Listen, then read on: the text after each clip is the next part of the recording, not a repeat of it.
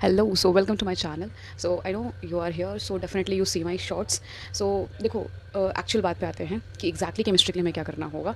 बात ये है ना कि केमिस्ट्री एक ऐसा सब्जेक्ट है कि अगर तुम्हारा स्टार्टिंग नहीं अच्छा है ना, तुम लास्ट में पहुंच करके तुम्हें लगे कि रैंडम चैप्टर उठा करके मैं सही कर लूँगा, तो कोई फ़ायदा नहीं होने वाला। केमिस्ट्री स्टार्ट एक इनिशिएशन लाइक उनका जो स्टार्टिंग पॉइंट होता है ना, आपको वो पहले सही करना पड़ेगा। चाहे इनऑर्गेनिक में पीरियोडिक हो जाए, चाहे ऑर्गेनिक में जीओसी हो, और या फिजिकल में तुम्हारे मोल कंसेप्ट हो। अगर ये 3 चैप्टर तुम्हारे कंप्लीट नहीं हैं तो तुम कुछ भी कर लो, तुमको नहीं समझ में आने वाली। और एक चीज़ जिसमें मैं हमेशा से स्टक रही हूँ, मुझे लगता था कि कोई बात नहीं, मतलब मुझे वो चैप्टर नहीं आते तो मैं आगे वाले चैप्टर कंप्लीट कर लूँगी, बट ऐसा नहीं होता है। मैं हमेशा से ये चीज़ में प्रॉब्लम में रहती थी, मुझसे न्यूमेरिकल नहीं बनते थे। मैं सिर्फ थ्योरी लर्न कर लेती थी टेस्ट के लिए, पीटी के लिए, इन सब के लिए, बट मेरे से बनते नहीं थे क्वेश्चन। फिर बाद में मेरे को समझ में आया कि क्वेश्चन बिना सॉल्व किए कुछ नहीं होने वाला। तुम कितना भी सॉलिड स्टेट का फॉर्मूला लर्न कर लो, इलेक्ट्रोकेमिस्ट्री रट लो, बट अगर तुम्हें क्वेश्चन सॉल्व करना नहीं आ रहा है तो कोई फ़ायदा नहीं होने वाला है।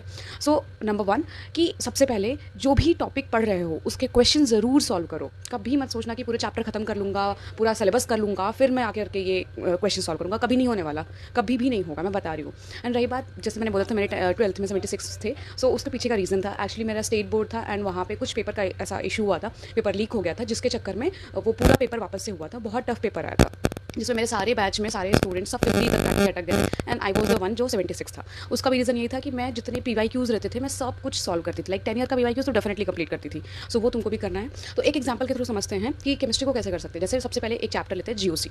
सो जीओसी अगर तुम्हें पढ़ना है ना, तो कभी ये मत सोचो कि स्टार्ट से लेकर इंडक्टिव इफेक्ट पूरा कंप्लीट करके एसिडिटी बेसिसिटी खत्म करके फिर मैं PYQs करूँगा, बिल्कुल नहीं आने वाले जीओसी। पहले क्या करना है, जैसे तुमने इलेक्ट्रोफिलिक पढ़ा, तुमने न्यूक्लियोफिलिक पढ़ा, स्टार्टिंग के लिए तुमने पढ़ा, उसका तुरंत पहले क्वेश्चन सॉल्व कर लो। फिर ऐसे ही आगे तुम्हें रेजोनेंस तुमने पढ़ा, इंडक्टिव इफेक्ट पढ़ा, फिर उसको क्वेश्चन सॉल्व करो, फिर एसिडिटी बेसिसिटी, फिर उसके क्वेश्चन सॉल्व करो। मतलब पूरी जीओसी को तुमको पार्ट्स में डिवाइड कर देना है, ठीक। तो लगभग तुमको 10 दिन लग सकता है अगर तुम स्टार्ट कर रहे हो तो उसको तुम जितना पढ़ रहे हो उसके क्वेश्चन, फिर जितना पढ़ रहे हो उसके क्वेश्चन, तब जाकर के तुम्हें हर एक टॉपिक क्लियर होगा कि किसमें क्या डिफरेंस है। ओके, जैसे हाइपर कॉन्जुगेशन हो गया and inductive effect quite similar लगने लगते हैं, रेजोनेंस मेसोमेरिक इफेक्ट वो भी सिमिलर लगने लगता है, तो तुम कंफ्यूज करोगे एकदम लास्ट में किया।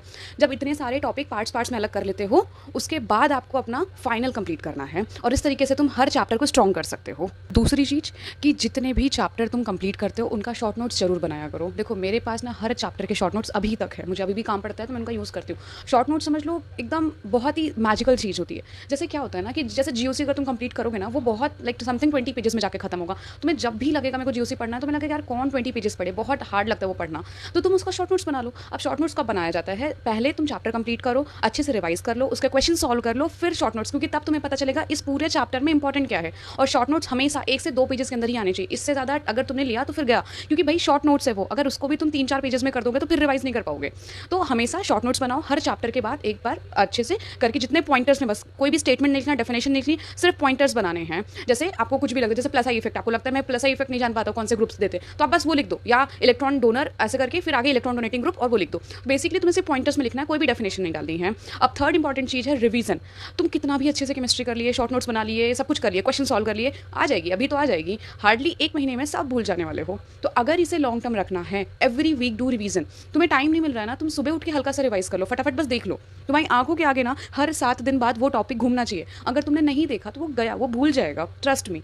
आप सोचो कि वही सेम टॉपिक आप सोचते हो मैं इतनी बार रिवाइज किया हूँ, बॉन्डिंग मैंने इतनी बार पढ़ी है, मुझसे होता क्यों नहीं, क्योंकि तुम रिवीजन का गैप बहुत लंबा रख रहे हो, लाइक 20 दिन बाद या फिर 1 महीने बाद, फिर कभी टेस्ट पढ़ा तो शायद तुम रिवाइज कर रहे हो, ऐसा मत करो।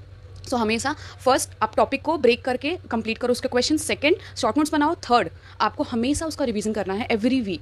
सो if you definitely follow these things ना, आई एम श्योर कि आपको फिर प्रॉब्लम नहीं आने वाला है। बाकी तुम्हारे और क्या प्रॉब्लम्स होते हैं regarding your chemistry, so do comment me and see. ये जो पूरा चैनल है ना, मेरा पर्पज़ इसीलिए था क्योंकि मेरे टाइम पे मुझे किसी ने नहीं बताया था, मैंने बहुत सारी चीज़ें खुद से ही करी हैं, बहुत कह सकते हो स्ट्रगल करके मैंने सब कुछ सीखा है केमिस्ट्री से रिलेटेड, क्योंकि ऑल्दो केमिस्ट्री मैं जहाँ से बिलोंग करती हूँ जैसे भी थी, तो वहाँ उतना अच्छा पढ़ाया नहीं जाता था। सो मैंने खुद से ट्राई किया, ये सब कुछ खुद से सीखा है। सो मैं चाहती हूँ कि जितना मैं बता सकूँ लोगों को जो भी इस चीज़ में स्ट्रगल करते हैं, सो ये वीडियो सिर्फ इसीलिए मैं बनाती हूँ, या ये चैनल मैंने इसलिए क्रिएट किया। सो अगर आप सब्सक्राइब करते हो, ये मुझे बहुत मोटिवेट करता है कि येस मैं और भी वीडियोज़ बनाऊँ। So if you really like it ना, so do subscribe and I just need your support and I am already here to help you every time. So do comment me if you have any more doubts regarding this.